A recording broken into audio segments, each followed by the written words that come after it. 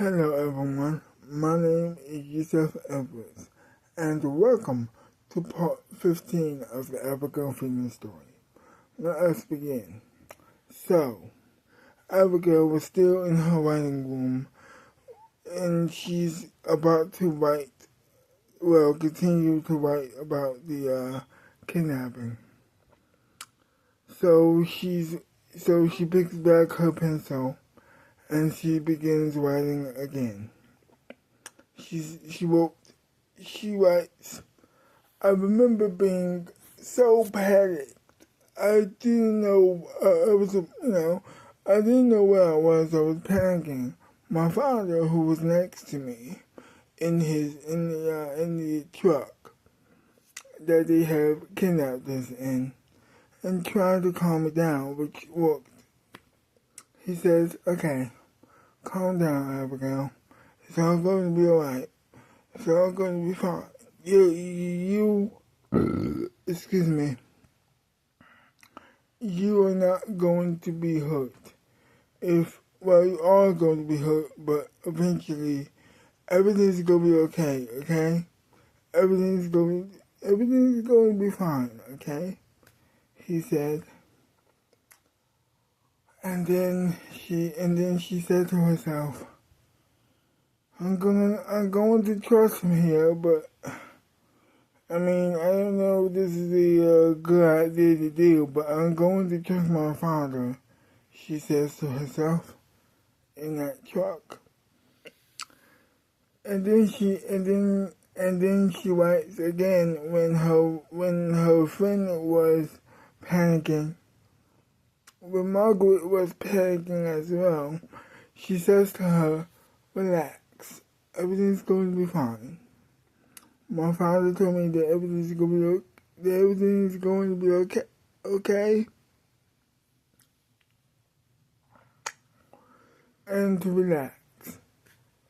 And so that's what happened. We just decided that we were going to just try to calm down and keep each other calm.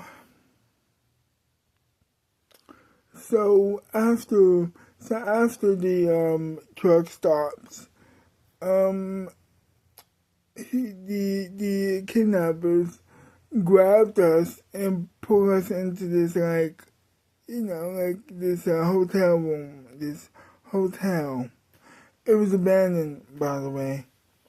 She writes in the book, and I was very much, calm, but also very upset at them. I was angry, which didn't help because I was 8-year-old and they don't really take 8-year-olds seriously. We're just trying to tell them that you're hurting their feelings, at the very least. And so, I just was very upset, and I was about to cry. Out of anger, not sadness. That will come later. Anyway, I remember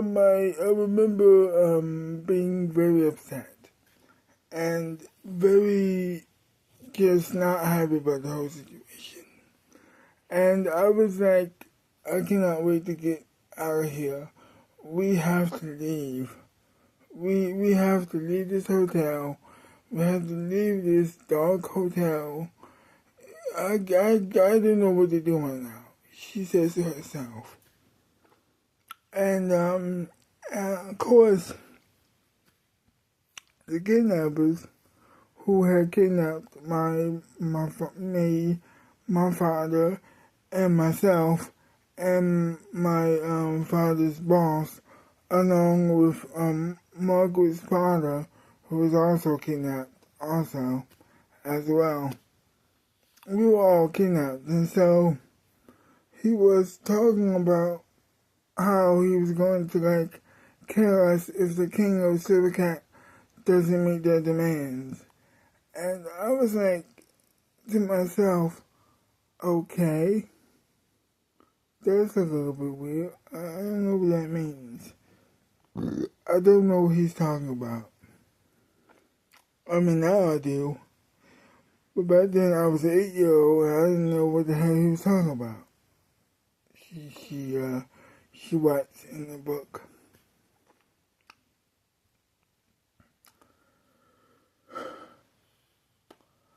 I was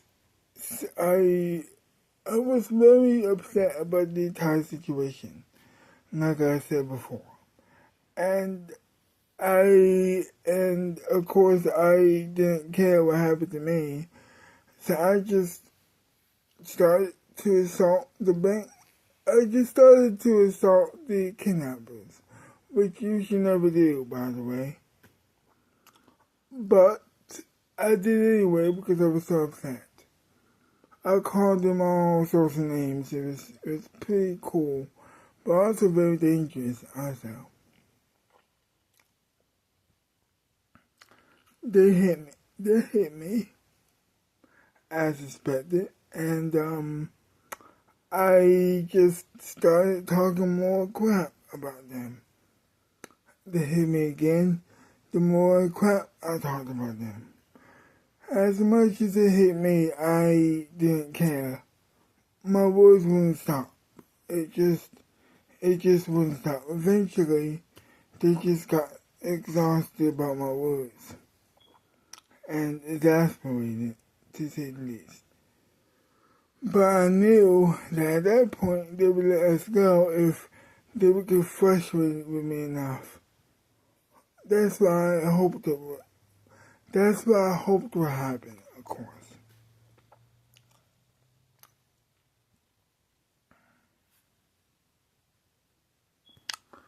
And so I remember myself just talking mad crap about them. And they just said, okay, we're going to kill you now. It didn't work in my favor, of course. But I didn't care. They were either going to kill me or I didn't care about anything at that point. We just wanted it to leave. But of course my father stepped in and said, don't do it. She didn't mean that, so she said, please just don't kill my daughter, he said to them. She better shut her mouth. One of the kidnappers said, She will. Don't worry, she will, my father said. And that's when he took me aside and said, you can't be saying that to people. These are kidnappers. I understand you want to leave, but these people would kill us if they had a chance. When they get the chance, they would kill us no matter what, Abigail. They would kill us no matter what. And I said, I don't care about that. I do care. I do care about that. But I think that it will help more if I just antagonize them a bit. Okay. Alright. Well, first of all, you don't know anything. Listen to me and you will never fail. Everything will be fine. You keep saying that, but I don't necessarily believe you. But yes, but you have to, Abigail. What are the choices you have at this point? What are the choices you have at this point? You have to believe me. Everything's going to be okay. Just follow my lead. And I said, okay. So, after a couple minutes of him trying to calm the kidnappers down, finally the king called him. Well, the king called the bank robber. Well, the king called the kidnappers. Sorry for me smacking so much during this video. Anyway, so he called the kidnappers, asked them to let them go, and he said, well,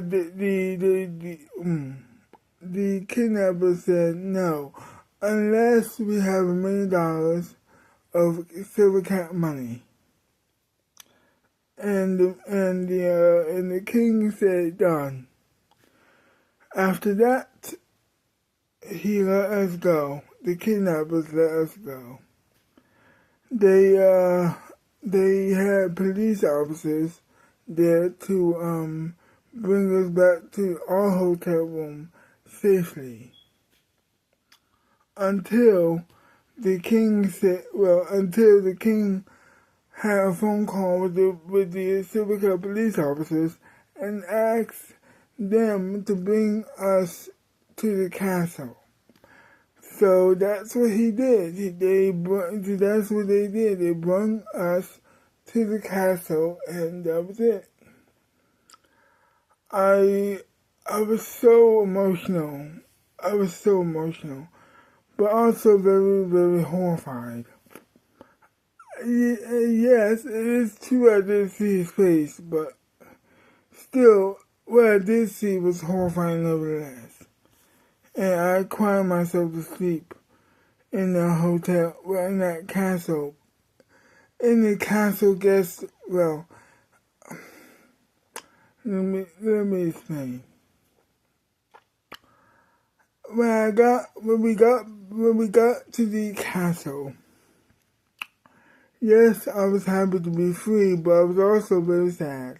So I went to the guest bedroom of the castle, and I just cried all day, because what happened to me and my friend was very scary, and my father and her father. It was very horrifying for me to see. It was very scary. And so all night and all day, I just cried myself, I just cried, she said. She wrote. And that was it. She says to herself, well, that was emotional. And that's when she pulls back her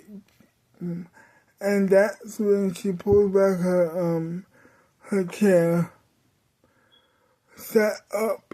got up from her chair, pulled her chair to the desk. She pushed the chair back into the desk. She opened her door and she left. She went back into her bedroom to sleep with her wife, who was already asleep at that particular point in time. And that was it. Sorry for the spit. To be continued.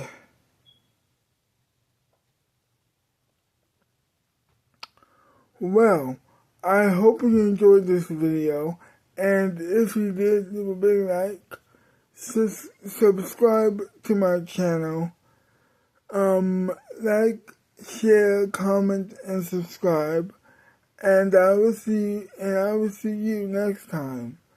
Bye bye for now.